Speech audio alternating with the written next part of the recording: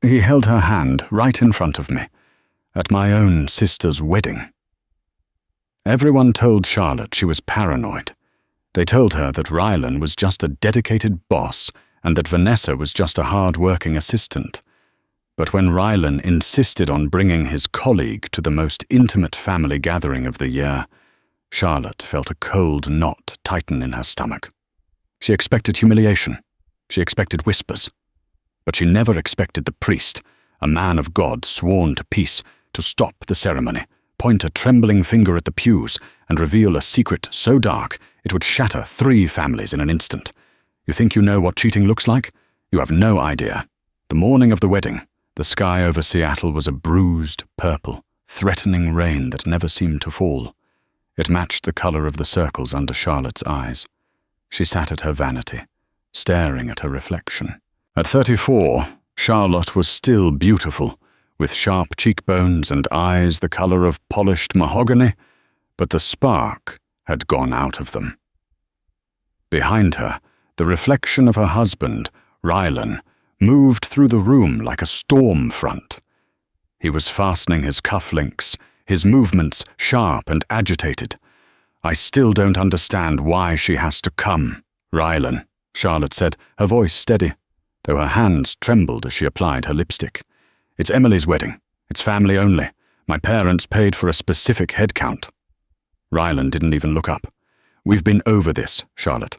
The merger with the distinctive firm is happening Monday. Vanessa and I have files to review the second the reception wraps up. I'm not driving 2 hours back to the city just to drive back out. She rides with us. She attends. We work. It's efficiency. Stop being so insecure." Insecure. That was his favorite word lately. For the past 6 months, Vanessa had been the ghost haunting their marriage. She was 24, fresh out of business school, with the kind of hungry ambition that men like Rylan mistook for competence. She called at 10 p.m. She needed rides to the airport.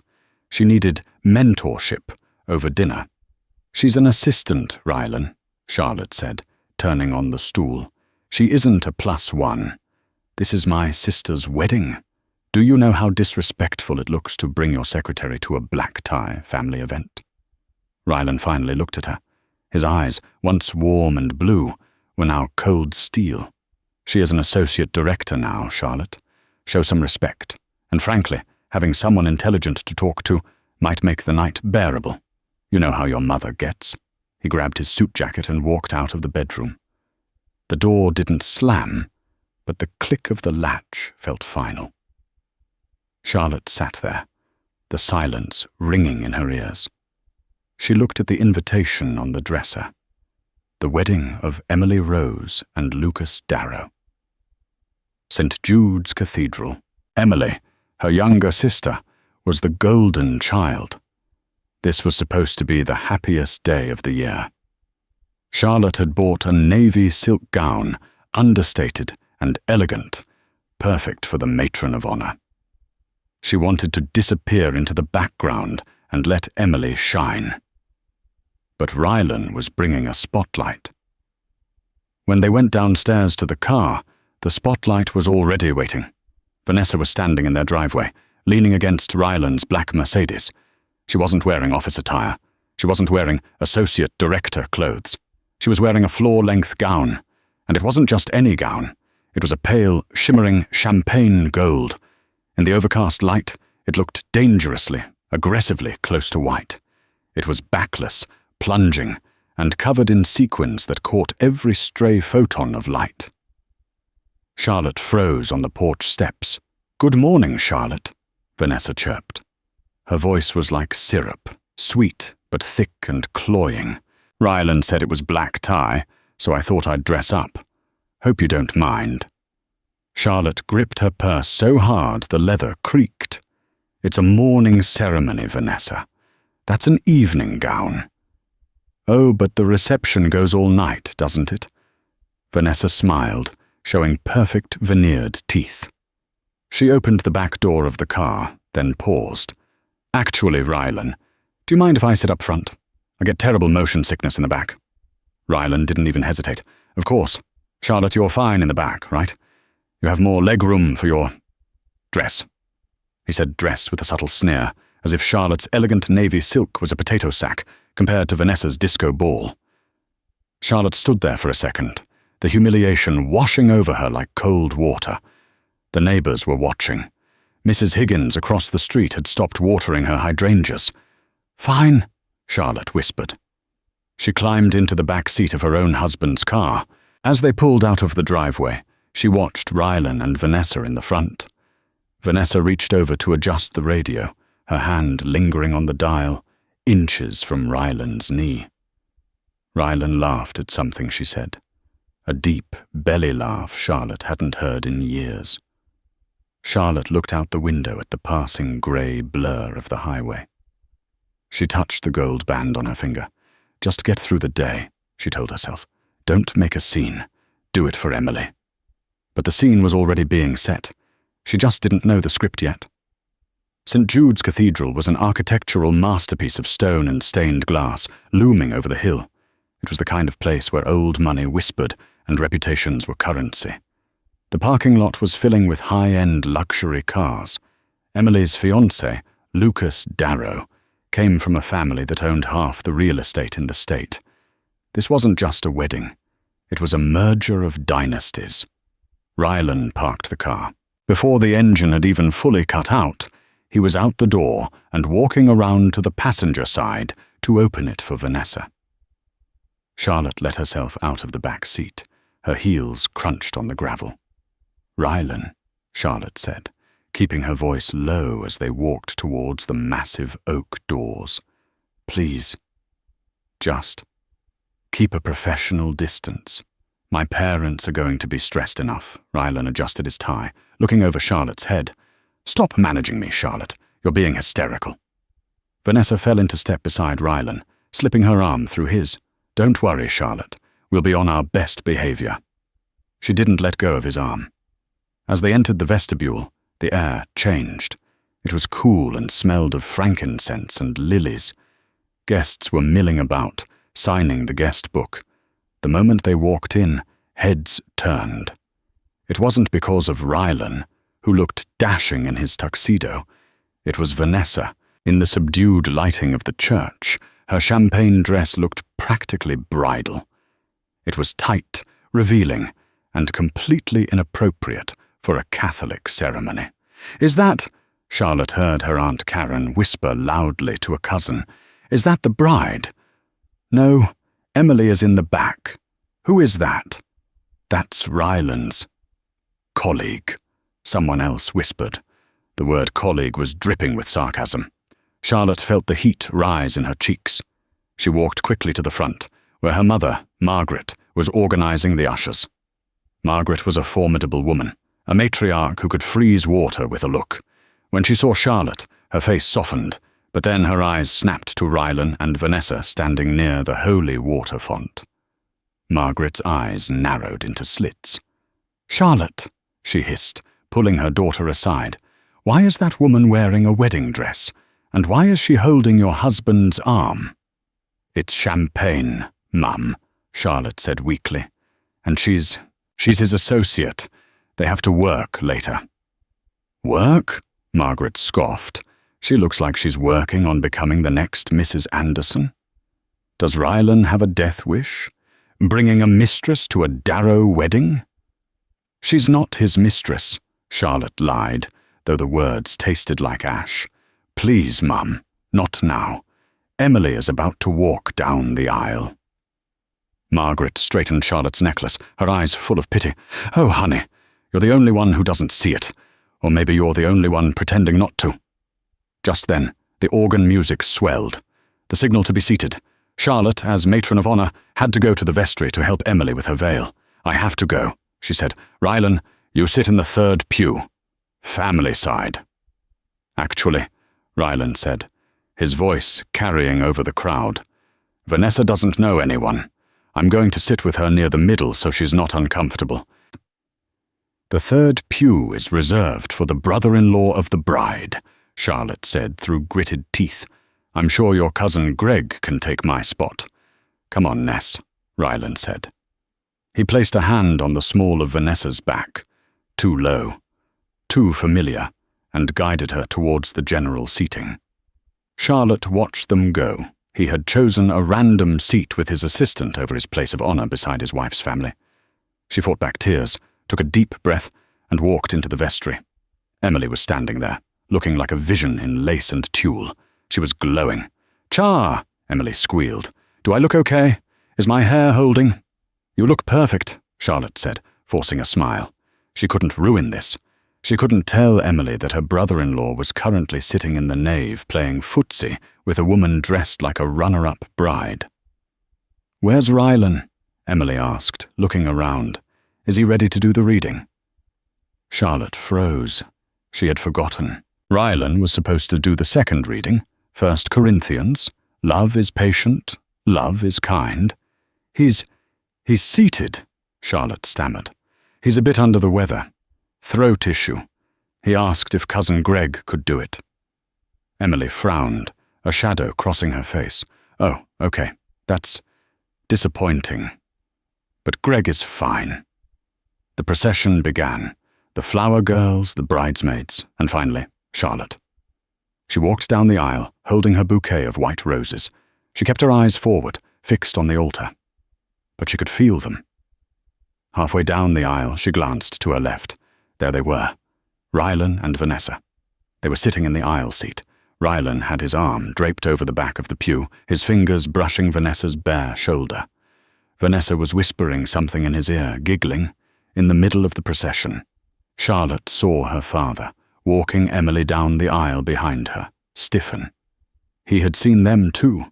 The tension in the church was palpable. It wasn't just a wedding anymore. It was a spectacle. People weren't looking at the bride. They were darting glances at the man in the 5th row, stroking the arm of the woman in gold. Charlotte reached the altar and took her place. She looked at Lucas, the groom. He looked nervous, happy. Then she looked at the priest, Father Thomas. He was an older man, perhaps in his late 60s, with a face carved from granite and eyes that had seen everything. He was a visiting priest, an old friend of Lucas's family from Boston, brought in specifically for this high-profile ceremony. He wasn't the local jolly vicar. He was serious, stern. As Father Thomas watched the guests settle, his eyes scanned the congregation. He smiled at the bride. He nodded to the groom. And then his gaze stopped. Charlotte saw it happen. Father Thomas was looking directly at the 5th row. His eyes narrowed. He took off his glasses, cleaned them on his vestment, and put them back on. He looked again. His face didn't just harden. It went pale. He stared at Vanessa. Then he looked at Rylan. Then back to Vanessa. Father Thomas closed the heavy leather Bible on the lectern. He didn't open it to the service passage. He kept his hand resting on the cover, his knuckles turning white. The music faded. The church went silent. Usually the priest would begin with, "Dearly beloved." Father Thomas did not say that. He stepped out from behind the pulpit. He walked down the 3 marble steps to the floor of the nave. The silence was heavy, suffocating. Even the babies stopped crying. He walked slowly down the aisle, his robes swishing softly. Charlotte's heart hammered against her ribs. What is he doing? Is something wrong with the ritual? Father Thomas stopped exactly at the 5th pew. He loomed over Rylan and Vanessa. Rylan looked up, annoyed. "Can we help you, Father?" Rylan whispered, arrogant as ever. Father Thomas ignored Rylan. He looked straight at Vanessa, who was suddenly looking much less confident. She pulled her shawl up to cover her cleavage, shrinking back. "I know you," Father Thomas said. His voice wasn't loud, but in the acoustic perfection of the cathedral it sounded like thunder. Vanessa laughed nervously. "I don't think so, Father. I'm from California." "I know you," the priest repeated, louder this time. He pointed a finger at her. "And I know the man sitting next to you is not your husband, just as the man in Boston was not your husband." A collective gasp ripped through the church. Ryland stood up, his face red. "Now listen here. This is outrageous. We are guests." "You are no guest," Father Thomas boomed. his voice shaking with a righteous fury that made the stained glass rattle. "You are a thief, and you," he turned his blazing eyes on Rylan, "you have brought a viper into the house of the Lord and seated her beside you while your wife stands at the altar." Oh!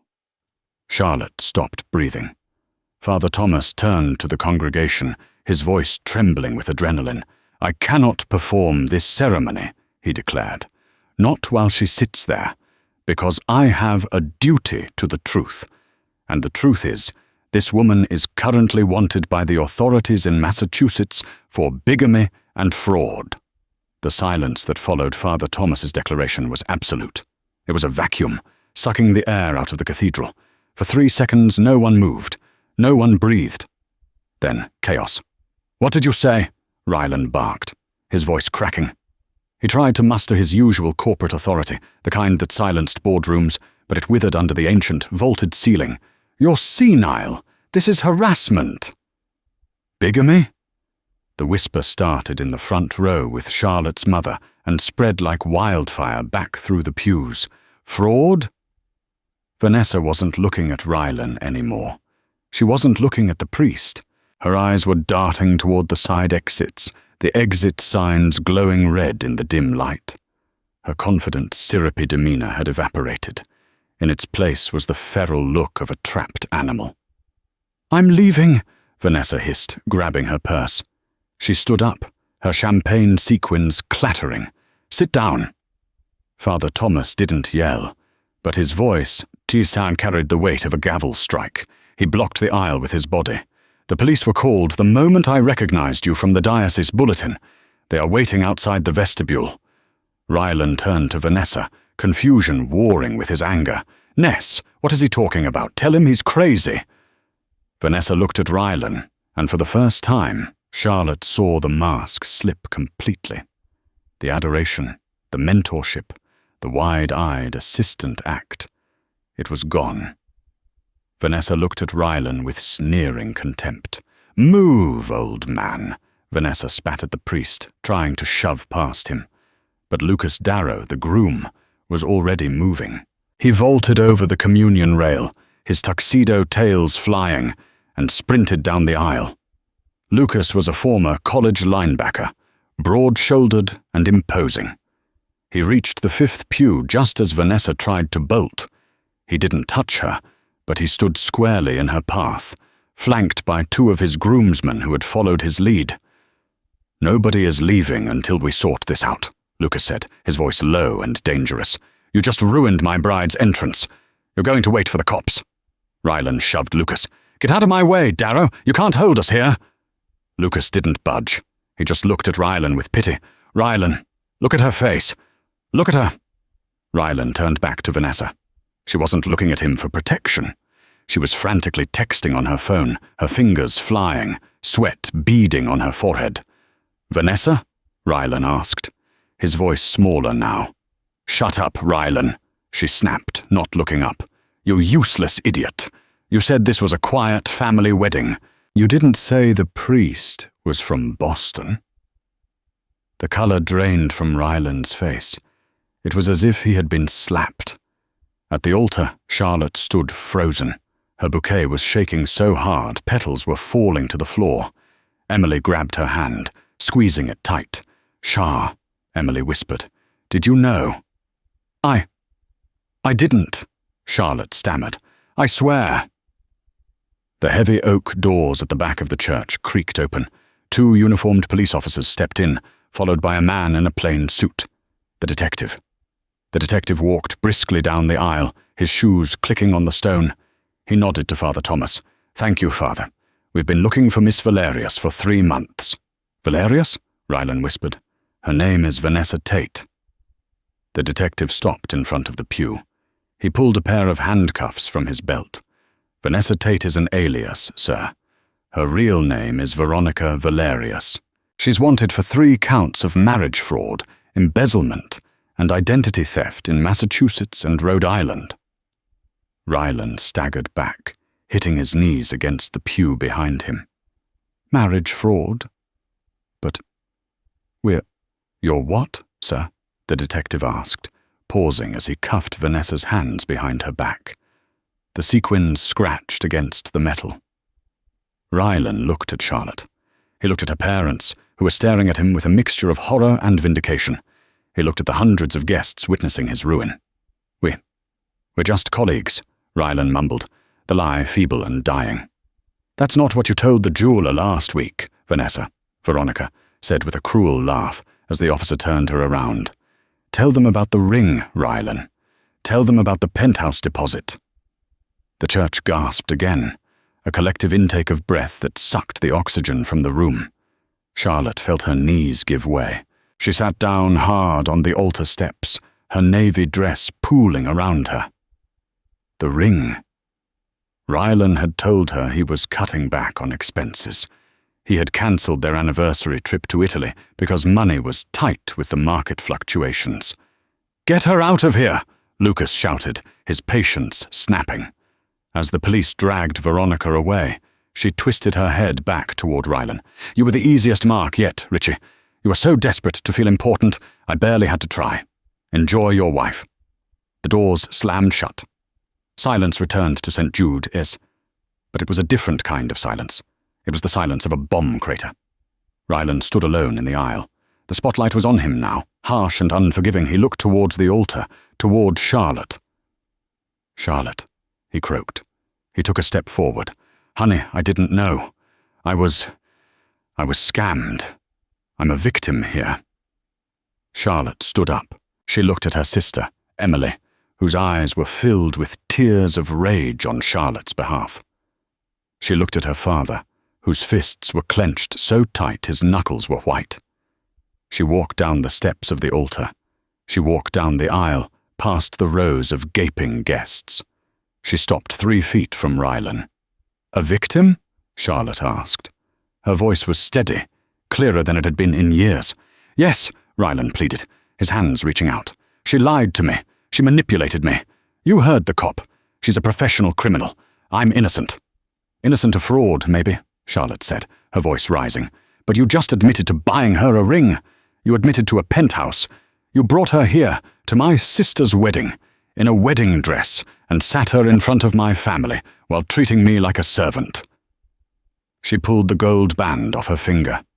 It felt heavy, burdened with 10 years of subtle neglects, of work-late excuses, of being called insecure. "She may be a con artist, Rylan," Charlotte said, dropping the ring. It hit the stone floor with a sharp ping that echoed through the cathedral. "But you are a traitor, and that is worse." She turned to the groomsmen. "Please escort my husband out. He is disturbing the peace." Rylan's mouth fell open. "Charlotte, you can't do this here. Think of the scandal." "The scandal happened when you walked in the door," she said coldly. 2 of Lucas's friends, burly and eager for an excuse, grabbed Rylan by the arms. "Let go of me. I'm the brother-in-law," Rylan screamed as they dragged him backward. "Not anymore," Charlotte's father said from his pew, his voice like granite. As the doors closed on Rylan's pleading face, Charlotte took a deep breath. She turned back to the altar. She looked at Father Thomas, who was wiping his forehead with a handkerchief. "I am so sorry, Father," Charlotte said. "I am so sorry, Emily." Emily ran down and hugged her sister. "Don't you dare apologize. Are you okay?" Charlotte looked at the closed doors. For the first time in forever, the knot in her stomach was gone. "I think," Charlotte said, a small, sad smile touching her lips, "I'm finally free." Father Thomas cleared his throat. "Well," he said, adjusting his glasses, "the liturgy tells us that the truth shall set you free, though I usually prefer it doesn't happen during the opening hymn." A ripple of nervous laughter went through the crowd. The tension broke. "Shall we proceed?" Father Thomas asked Lucas and Emily. "I believe we have a marriage to celebrate. A real one." The wedding went on, but the real drama was only just beginning, because Rylan wasn't the type of man to go quietly, and Veronica Valerius hadn't played her last card. The reception was a blur. People tried to be polite, but the whispers were everywhere. "Did you hear about the ring?" Did you hear she was wanted in 3 states? Poor Charlotte. Charlotte left early. She couldn't handle the pitying looks. She took a cab home. Rylan had the car keys, but the groomsman had thrown them into the church fountain, a detail that gave her a grim sense of satisfaction. When she arrived at the house, it was dark. She expected Rylan to be there, drunk and raging, but the house was empty. She walked into the kitchen and saw a note on the counter. It wasn't an apology. It was a printout of a bank transfer. Transfer failed. Insufficient funds. Charlotte frowned. She logged into their joint account on her phone. 0. She checked the savings. 0. She checked the investment portfolio. Empty. Panic, cold and sharp, spiked in her chest. She called the bank, navigating the automated menus with trembling fingers until she got a human. "I'm sorry, Mrs. Anderson," the teller said. Mr. Anderson liquidated the accounts 3 days ago. He wired the funds to an offshore holding company. He said it was for a business acquisition. Charlotte dropped the phone. The penthouse. The ring. It wasn't just his money he was spending on Veronica. It was theirs. It was her inheritance from her grandmother. It was the down payment for the house they were supposed to buy next year. He had drained them dry. The front door unlocked. Charlotte spun around, grabbing a heavy ceramic vase from the counter. Rylan walked in. He looked disheveled. His tuxedo was stained, his tie missing. He smelled of scotch and rain. He saw Charlotte and stopped. He didn't look sorry. He looked furious. "You humiliated me," he said, his voice a low growl. "In front of the Darrows, in front of my business partners. You stole our money," Charlotte said, gripping the vase. "You gave it to her." Rylan laughed, a harsh, ugly sound. "I didn't give it to her. I invested it. We were going to double it. She had a connection in crypto." He trailed off, realizing how stupid it sounded out loud. "You liquidated our life savings for a con woman you met 6 months ago," Charlotte said, stepping forward. "You are bankrupt, Rylan. And I'm filing for divorce in the morning." Rylan's face twisted. "You can't leave me. You have nothing. I took it all. If you leave, you're on the street." "I have my job," Charlotte said. "I have my family." "Your family," Rylan sneered. "Your mother has always hated me. You think they'll help you? You're damaged goods, Charlotte. A 34-year-old divorcee whose husband left her for a younger, hotter woman. You're a cliché." "And you," Charlotte said, her voice deadly calm, "are an accomplice to a felony." Rylan froze. "The police detective gave me his card," Charlotte lied. She hadn't gotten a card, but she knew enough from watching crime shows. "He asked if I knew about the financial transfers. He thinks you weren't just a victim, Rylan. He thinks you were laundering money for her." Fear flickered in Rylan's eyes. "That's insane. I didn't know." "Prove it," Charlotte said. "She's in custody. What do you think she's telling them right now to cut a deal? Do you think she's protecting you, or do you think she's telling them that you were the mastermind?" Rylan backed up against the door. The arrogance was cracking, revealing the cowardice underneath. "She wouldn't," he whispered. "She's a professional liar, Rylan. She'll say whatever keeps her out of prison. And since you're the one who signed the wire transfers—" Charlotte let the sentence hang. Rylan looked at his hands. He looked at the door. "I need to leave," he said. "I need to get a lawyer." "You do that," Charlotte said. "But get out of my house. This deed is in my name. My parents bought it before we married. It's marital property. Get out." Charlotte raised the vase. Rylan looked at her, really looked at her, and saw something he hadn't seen in years. He saw the woman who had once backpacked across Europe alone. He saw the woman who had graduated top of her class. He saw strength. He turned and fled into the rain. Charlotte locked the door. She slid the deadbolt. Then she put the security chain on. She walked to the kitchen, put the vase down, and slid to the floor. She didn't cry. She felt a strange, buzzing energy. She picked up her phone. She didn't call a lawyer. Not yet. She called the one person who could help her find out exactly where the money went before Rylan could hide the rest. "Hello?" a sleepy voice answered. "Charlotte? It's 2 a.m. "Uncle Martin," Charlotte said. Martin was the black sheep of the family, a forensic accountant who worked for the government before being fired for being too good at bending the rules. "I need a favor, a big one. Rylan stole everything." On the other end of the line, the rustling of sheets stopped. The voice became sharp, alert. "Give me his laptop password," Martin said. "It's Vanessa 123, Charlotte said, guessing. "Try success," Martin said.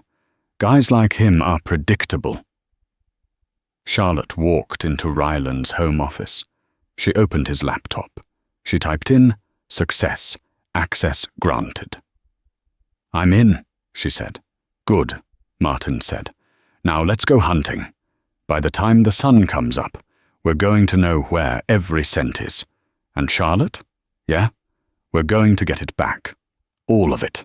And we're going to make sure he ends up with nothing but the suit on his back." Charlotte looked at the glowing screen, her eyes reflecting the blue light. "Let's work," she said.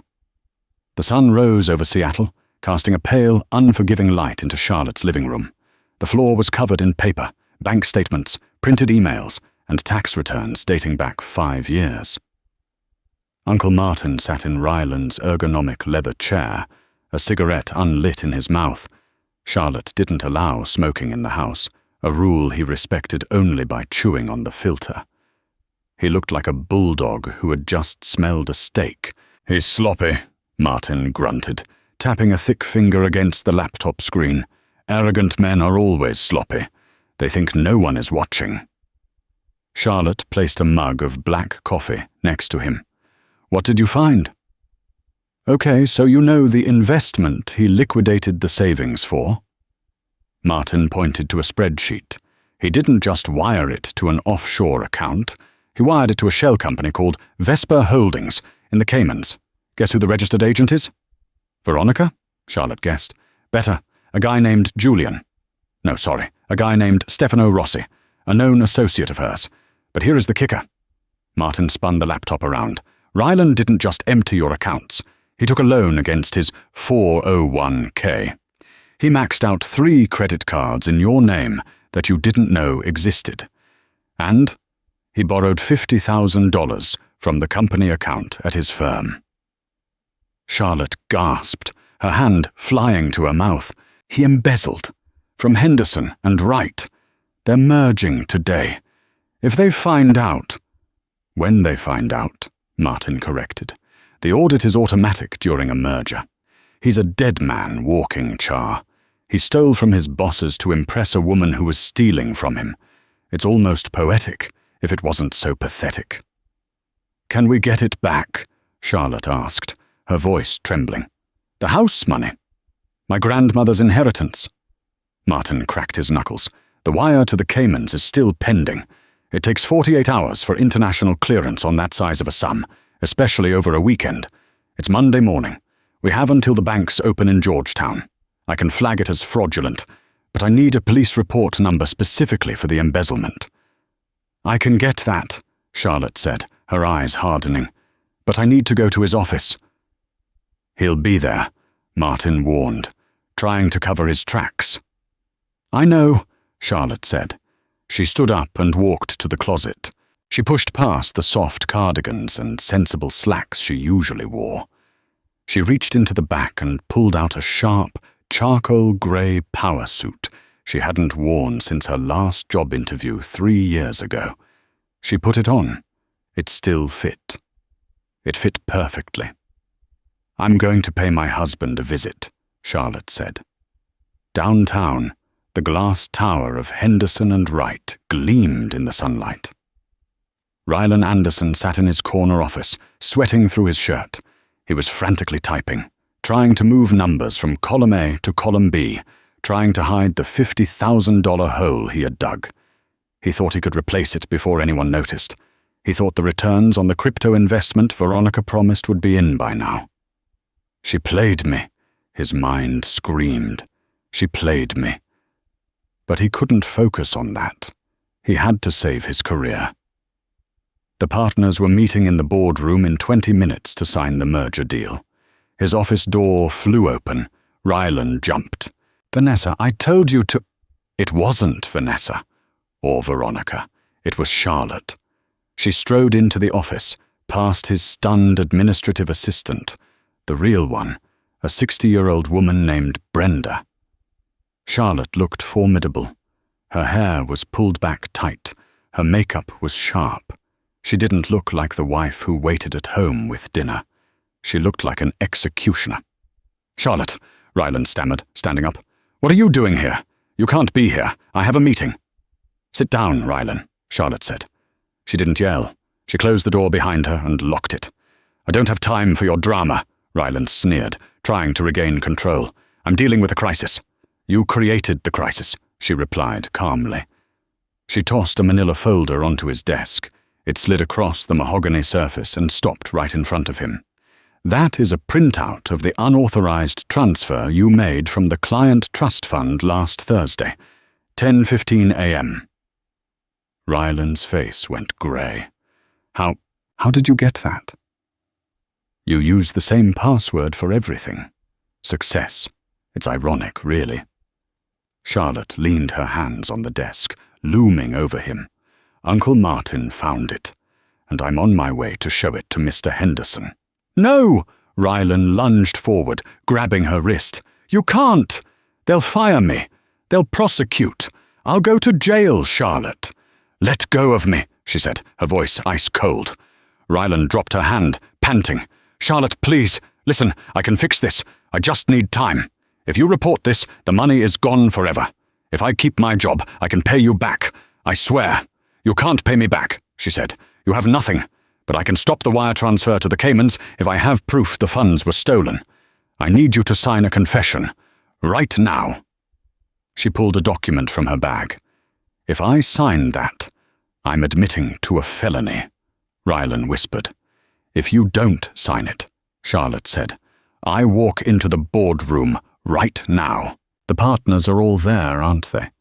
I'll hand it to them personally. Then the police come here. If you sign it, I take it to the bank first. I get my money back. Then I give it to the police. You get maybe 2 hours of a head start." Rylan looked at the door. He looked at the document. He looked at Charlotte. He realized, with a sinking horror, that he had underestimated her for 10 years. He thought she was weak because she was kind. He didn't realize that kindness was a restraint she had chosen to wear, not a lack of strength. He picked up his pen. His hand shook so badly he could barely write. He signed his name. Charlotte snatched the paper back. "Goodbye, Rylan." She turned to leave. "Charlotte?" he asked, his voice breaking. "Did you ever love me?" She stopped at the door, her hand on the knob. She didn't look back. "I did," she said. "I loved the man I thought you were. But he never existed. He was just a costume you wore until you found a better audience." She walked out. As she reached the elevator, she saw Mr. Henderson walking down the hall with the merger team. He smiled at her. "Charlotte, good to see you. Is Rylan ready for the big day?" Charlotte smiled, a bright, dazzling smile that didn't reach her eyes. "He's in his office, Mr. Henderson. But I think he might be feeling a little under the weather. You might want to check on him." She stepped into the elevator. As the doors closed, she checked her watch. 1 hour to get to the bank. Behind her, in the office, Rylan was frantically stuffing things into a box. But he was too late. Security was already on the way up. Not because of Charlotte, but because the bank flagged the withdrawal 5 minutes ago. Charlotte walked out of the building just as 2 police cruisers pulled up to the curb. She put on her sunglasses and kept walking. The visitation room at the county detention center was cold, smelling of stale coffee and industrial cleaner. Charlotte sat on one side of the thick plexiglass, her hands folded neatly in her lap. On the other side, wearing an oversized orange jumpsuit that clashed horribly with her complexion, sat Veronica Valerius. Without the makeup, the champagne gown, and the expensive jewelry, Veronica looked younger, rougher. Her hair was messy, and there were dark circles under her eyes, but her expression was defiant. She picked up the phone receiver. Charlotte did the same. "Well," Veronica said, her voice tinny through the speaker. "The wife, I expected you sooner. Come to gloat?" "I don't have time to gloat, Veronica," Charlotte said. "I'm here for information." Veronica laughed, leaning back. "Why should I give you anything? Your husband is the one who got me caught. Idiot couldn't keep his mouth shut at the church." "Rylan is in custody," Charlotte said. "He was arrested 2 hours ago for embezzlement. He's claiming he was a victim. He says you masterminded the whole thing, and he was just a love-struck fool." Veronica's eyes narrowed. "He's lying. He knew. He wanted in on the scam. He gave me the access codes to his firm's accounts voluntarily." "I know," Charlotte said, "but right now it's his word against yours, and he's a wealthy, white corporate executive with a clean record. You have a history." Veronica glared at the glass. She knew the game. She knew how the system worked. "What do you want?" Veronica snapped. "My money," Charlotte said. "I stopped the transfer to the Caymans, but there's still $200,000 missing that he gave you in cash and jewelry over the last 6 months. I want to know where it is." "And if I tell you?" "I speak to the district attorney," Charlotte said. "I tell them that Rylan wasn't a victim, but a co-conspirator. I hand over the emails I found on his laptop that prove he knew about your past. It shifts the heat. You go from predator to partner. It might knock 5 years off your sentence." Veronica studied Charlotte's face. She looked for the bluff. She didn't find one. "You really hate him, don't you?" Veronica murmured. "You hate him more than you hate me." "You're a shark, Veronica," Charlotte said. "Sharks bite. It's nature. But he was the boat captain who threw me into the water. That's personal," Veronica smirked. A flash of respect crossed her face. "Okay," Veronica said. She leaned closer to the glass. "The jewelry, the ring, the necklace, the watch. It's in a safety deposit box at the train station. Locker 402. The code is 0404. His birthday. Narcissist." Charlotte wrote it down. "And the cash?" Charlotte asked. "There is no cash," Veronica said. "He didn't give me cash. He used it to pay off his gambling debts." Charlotte froze. "Gambling debts?" "Oh, you didn't know?" Veronica's smile widened, cruel and genuine. "Richie didn't just want me for my looks. He needed me. He was in the hole for big money with some bad people in Vegas. He thought I was rich. He was trying to scam me at first, thinking he could marry me and use my fortune to pay off his bookies. When he found out I was a scammer too, well, we decided to team up. He was stealing from you to pay the interest, Charlotte. The merger work trips? He was at the casinos." Charlotte felt the blood drain from her face. The late nights, the mood swings, the missing funds over the years. It wasn't just a mistress. It was an addiction. "He played us both," Veronica said, "but he was sloppy. In the lining of his briefcase, the brown leather one, there's a ledger, a little black book. It lists every bet, every loss, and every dollar he stole from you to cover it. If you find that book, you nail him for everything." Charlotte stood up. Her legs felt shaky, but her mind was racing. "Thank you," Charlotte said. "Hey," Veronica said, tapping the glass, "don't forget our deal. You bury him." "Oh, don't worry," Charlotte said, hanging up the phone. "I intend to." Charlotte walked out of the jail into the bright afternoon sun. She felt sick, but she also felt a strange sense of clarity. Rylan hadn't just cheated on her. He hadn't just left her for a younger woman. He had been drowning for years, and he had been using her as a flotation device, pushing her head under the water so he could breathe. She hailed a taxi. "Where to, lady?" the driver asked. "The police station," Charlotte said. "I have evidence to drop off. And then, the train station." She had the location of the jewelry. That was at least $50,000. It was a start. But the ledger was the key. She took out her phone and dialed Uncle Martin. "Martin," she said, "don't let the police take the brown briefcase from the house. Ryland's lawyer is going to try to claim his personal effects. You need to get that briefcase before they do." "I'm at the house now," Martin said, his voice tense. "But Charlotte, we have a problem." "What?" "Someone broke in," Martin said. "The back door is smashed. The office has been tossed." Charlotte's heart stopped. "Is the briefcase there?" "I don't see it," Martin said, "but whoever did this wasn't the police. They tore the drywall out. They were looking for something specific." "The bookies," Charlotte whispered. "Veronica said he owed dangerous people. They want their money." "Charlotte, you need to get safe," Martin said urgently. "If they didn't find the money here, and Rylan is in jail—" "They'll come for me," she finished. "Where are you?"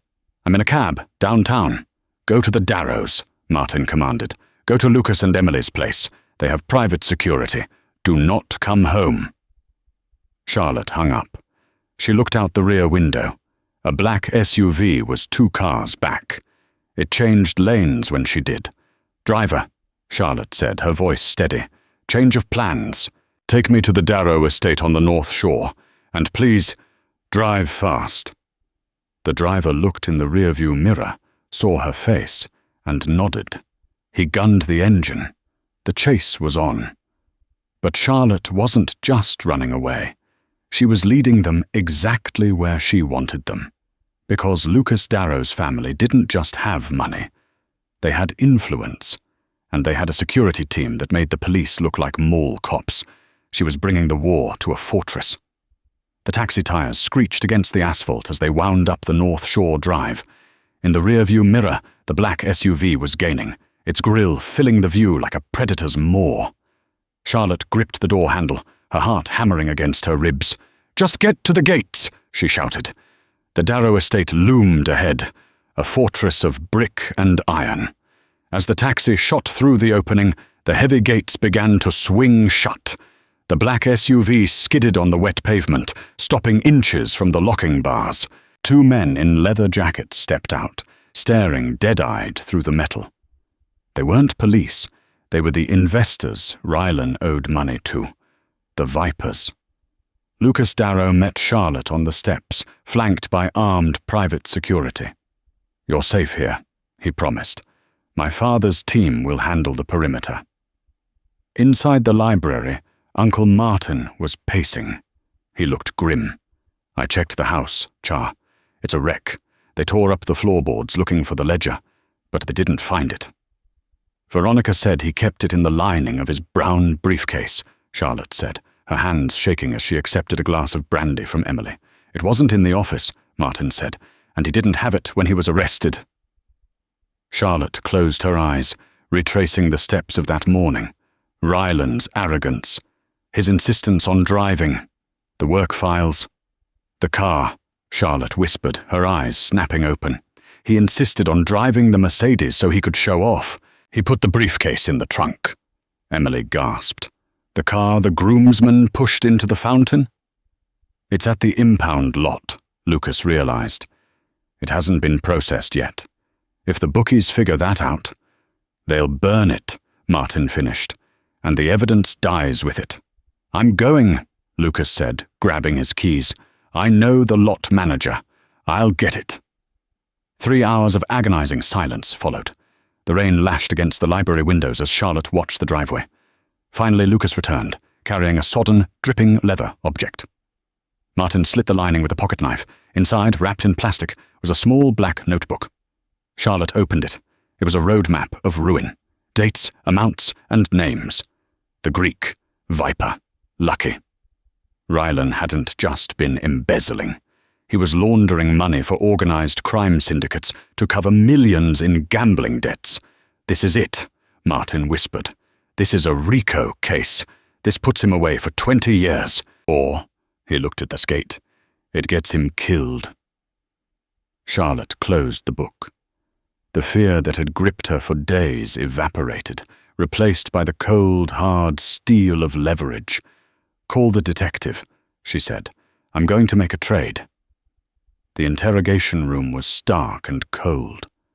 Ryland sat handcuffed to the table, looking like a ghost of the man who had strutted into the wedding. When he saw Charlotte, he slumped with relief. "Charlotte," he breathed. "Thank God. You're here to help? It's all a misunderstanding." Charlotte didn't speak. She simply slid the black notebook onto the metal table. Ryland's face went corpse white. He recoiled as if she had placed a live cobra in front of him. Where did you get that?" "You left it in the trunk," she said coolly. "The bookies know I have it. They're outside. They want their money, Ryland. Or they want blood." "You have to destroy it," Ryland hissed, sweat beading on his forehead. "If they find out I kept records, they'll kill me." "I know," Charlotte said. "So here is your choice. Option A, I walk out of here with this book. The Vipers will eventually come for me, so I'll have to give it to them to save myself. They'll see you betrayed them. You won't last a night in general population." Ryland trembled. "And option B?" "Option B," Charlotte said, nodding to the two-way mirror. "I hand this to the FBI agents standing behind that glass. You enter witness protection. You lose your name, your money, your reputation, and your life here.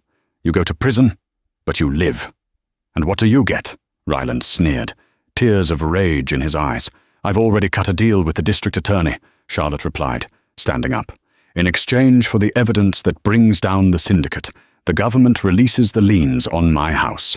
I get my grandmother's inheritance back from your frozen assets, and I get an expedited divorce." She knocked on the glass. The door opened, and 2 federal agents stepped in. "He's all yours," Charlotte said. As she walked out, Ryland began to sob, the sound of a man who realized he had ceased to exist. 1 year later, the sun shone brightly over the Seattle skyline. In a bustling cafe, Charlotte closed a file folder. She wasn't just a survivor anymore. She was a partner at a forensic accounting firm, specializing in finding hidden assets for spouses in high-conflict divorces. Emily sat across from her, bouncing her baby boy on her lap. "So did you hear about Ryland?" Charlotte took a sip of her champagne. "You mean Bob? I heard he's managing a Cinnabon in Nebraska. Or maybe it was Idaho. He has to report to a federal handler every week and look over his shoulder for the rest of his life." She touched her ring finger. It was bare, healed and free. "He's a ghost," Charlotte smiled, looking out at the city that was now hers to conquer. "But me? I'm finally living." And that is the story of how a single wedding invitation unraveled a web of lies that destroyed a criminal empire. Charlotte thought she was losing her husband that day, but she actually gained her freedom. It's a reminder that sometimes the worst betrayal is actually a blessing in disguise. If you suspect something is wrong in your relationship, trust your gut and always check the bank accounts. What did you think of Charlotte's revenge? Did Ryland deserve a worse fate, or is living in fear the ultimate punishment? Let me know in the comments below. If you enjoyed this story, please hit that like button. It really helps the channel grow. And don't forget to subscribe and ring the bell so you never miss a story. We have a crazy one coming up next week about a mother-in-law who tried to cancel the honeymoon. You won't want to miss it.